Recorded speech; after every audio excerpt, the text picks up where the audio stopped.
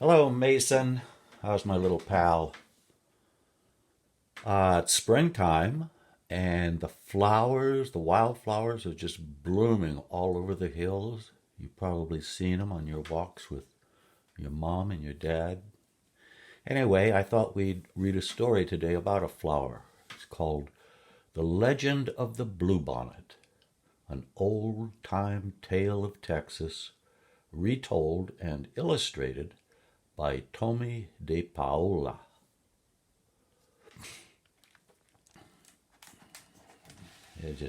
I'll read this little introductory thing here. Thick clusters of vivid blue flowers, which resemble old-fashioned sunbonnets, cover the hills of Texas in the springtime every year. These lovely wildflowers, known by the name of bluebonnet, are the state flower of Texas. And this favorite legend, based on Comanche Indian lore, tells the story of how the bluebonnet came to be.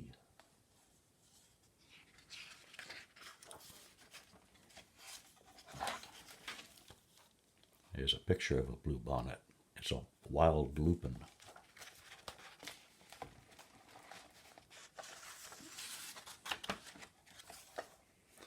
The legend of the bluebonnet. Great spirits, the land is dying. Your people are dying too, the long line of dancers sang. Tell us what we have done to anger you. End this drought. Save your people. Tell us what we must do, so you will send the rain that will bring back life. For 3 days the dancers danced to the sound of the drums. And for 3 days the people called Comanche watched and waited. And even though the hard winter was over, no healing rains came. Drought and famine are hardest on the very young and the very old. And among the few children left was a small girl named She Who Is Alone. She sat by herself watching the dancers. In her lap was a doll made from buckskin, a warrior doll. The eyes, nose, and mouth were painted on with the juice of berries. It wore beaded leggings and a belt of polished bone. On its head were brilliant blue feathers from the bird who cries, "Jay, Jay, Jay." She loved her doll very, very much. Soon, She Who Is Alone said to her doll, the shaman will go off alone to the top of the hill to listen for the words of the great spirits. Then we will know what to do so that once more the rains will come and the earth will be green and alive and the buffalo will be plentiful and the people will be rich again. And as she talked, she thought of the mother who made the doll, of the father who brought the blue feathers. She thought of the grandfather and the grandmother she had never known. They were all like shadows now. It seemed long ago that they had died from the famine. The people had named her and cared for her. The warrior doll was the only thing she had left from those distant days.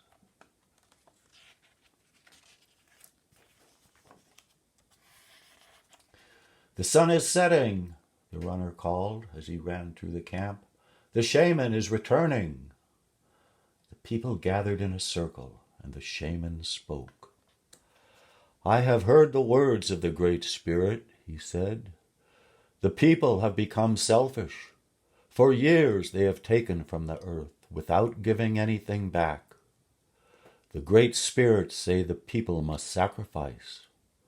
We must make a burnt offering of the most valued possession among us. And the ashes of this offering shall then be scattered to the 4 points of the earth, the home of the winds. When this sacrifice is made, drought and famine will cease. Life will be restored to the earth and to the people.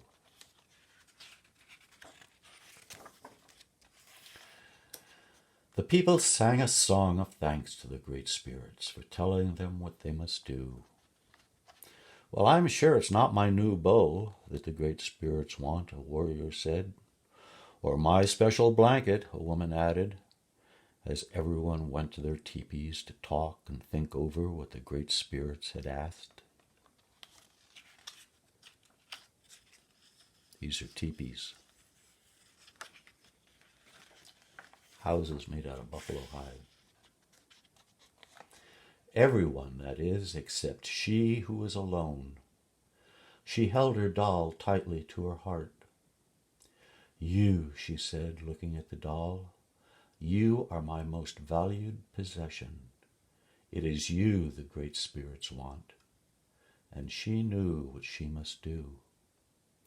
As the council fires died out and the teepee flaps began to close, the small girl returned to her teepee, where she slept, to wait.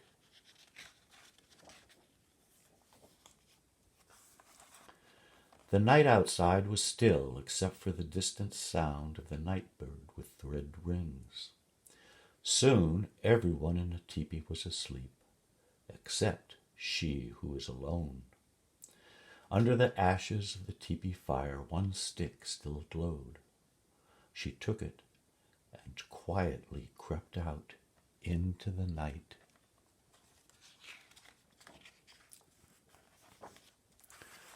She ran to the place on the hill where the great spirits had spoken to the shaman. Stars filled the sky, but there was no moon. "O great spirits," she who was alone said, "here is my warrior doll.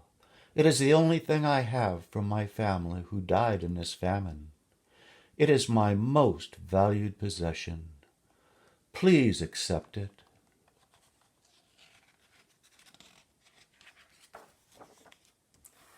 Then, gathering twigs, she started a small fire with the glowing fire stick. The small girl watched as the twigs began to catch and burn. She thought of her grandmother and grandfather, her mother and father, and all the people, their suffering, their hunger. And before she could change her mind, she thrust the doll into the fire.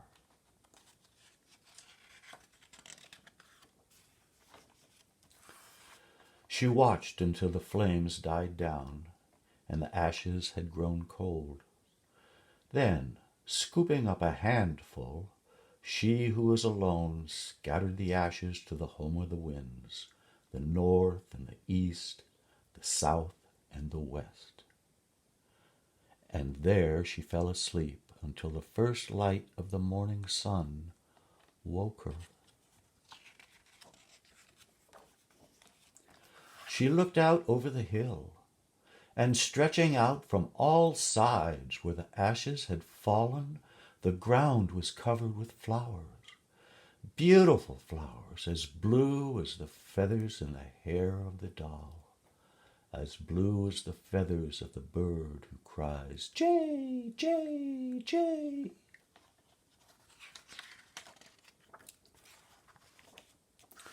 When the people came out of their teepees, they could scarcely believe their eyes. They gathered on the hill with she who was alone to look at the miraculous sight. There was no doubt about it. The flowers were a sign of forgiveness from the great spirits. And as the people sang and danced their thanks to the great spirits, a warm rain began to fall, and the land began to live again. And from that day on, the little girl was known by another name, one who dearly loved her people.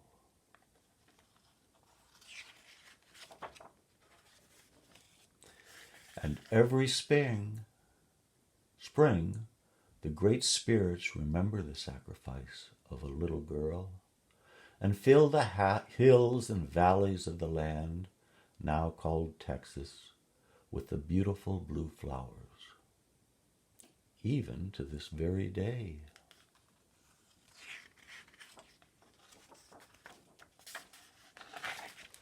And that's the end of the tale about the bluebonnet.